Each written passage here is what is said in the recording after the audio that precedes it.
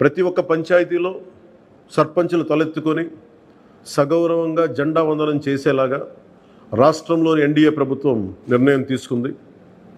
August 15న స్వాతంత్ర దినోత్సవ వేడుకల నిర్వహణకు నిధులు కొరత లేకుండా చేశాం. చిన్న పంచాయతీలకి 10,000 రూపాయలు, మేజర్ పంచాయతీలకి 25,000 రూపాయల చొప్పున నిధులు సమకూరుస్తున్నాం. దానికోసమని జీవోను కూడా రిలీజ్ చేశాం. దీనిని పంచాయతీ సర్పంచులు దీన్ని పూర్తిగా సద్వినియోగం చేసుకోమని నేను విన్నవించుకుంటా ఉన్నాను.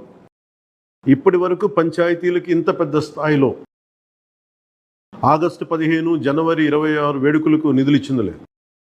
34 సంవత్సరాలుగా 1990 నుంచి ఈ మొత్తం ఇప్పటిదాకా పెంచలేదు. 100 రూపాయలు, 200 రూపాయల చొప్పున ఇచ్చేవాళ్ళు. ఈ మొత్తాన్ని గణనీయంగా పెంచాలని చెప్పి కూటమి ప్రభుత్వం నిర్ణయం తీసుకొని జీవో జారీ చేసింది. 13,326 పంచాయతీల్లో ఘనంగా గౌరవంగా స్వాతంత్ర దినోత్సవ వేడుకలు సాగాలన్నదే మా కూటమి ప్రభుత్వం ఉద్దేశం. ఇప్పటి వరకు సర్పంచులు అతి స్వల్ప మొత్తాలతో వేడుకలను ఘనంగా చేయలేకపోయేవాళ్ళు.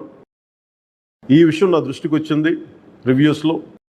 దీనిపైన ఉన్నతాధికారులతో మాట్లాడి ఏ దశలోనూ ప్రజలు ఎన్నుకున్న సర్పంచుల ఆత్మగౌరవం తగ్గకుండా దేశంలో పవిత్రమైన 15 ఆగస్టు గణతంత్ర వేడుకలు గర్వంగా చేసుకునేలాగా, సగర్వంగా చేసుకునేలా చర్యలు తీసుకొని చాలా స్పష్టంగా ఆదేశాలు ఇచ్చారు. ఆ దిశగానే నిర్ణయం చేశాం.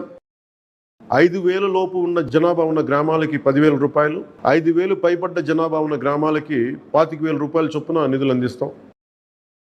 గాంధీ మహాత్ములు కలలుగన్న గ్రామ స్వరాజ్యం సిద్ధించాలన్నదే మా కూటమి ప్రభుత్వం తాలూకు తపన, ఆకాంక్ష.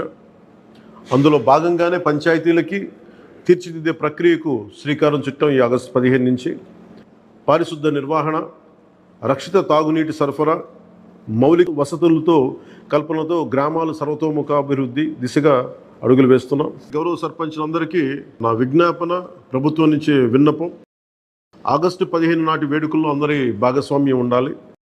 పంచాయతీ పరిధిలోని పాఠశాలల్లో వ్యాసరచన, క్విజ్, డిబేట్ పోటీలు, క్రీడా పోటీలు నిర్వహించాలని కోరుకుంటా ఉన్నాం. ఉపాధ్యాయులు భాగస్వామ్యంతో వీటిని నిర్వహించాలని కూడా ఆదేశాలు ఇచ్చాం. గ్రామంలో స్వాతంత్ర సమరయోధులు, రక్షణ రంగంలో పనిచేసిన వారు, ముఖ్యంగా పారిశుద్ధ్య కార్మికులకు సత్కారాలు చేయాలి. ఇది పర్యావరణానికి పరిమితులకు లోబడి పర్యావరణ పరిరక్షించేలా ఈ పండుగ ఉండాలి. ప్లాస్టిక్ వాడటం కంటే కూడా జెండాలకి ఆల్టర్నేట్గా ముఖ్యంగా మన చేనేత జెండాలు ఏదైనా వాడండి. అలాగే ఇప్పుడు నేను పెట్టుకుంది కూడా పర్యావరణానికి హాని కలిగించింది. ఇది దీంట్లో సీడ్ ఉంటుంది, దీంట్లో ప్లాంట్ అని చెప్పి ఒక సంస్థ ఏదో ఉంది, వాళ్ళు ఇచ్చింది.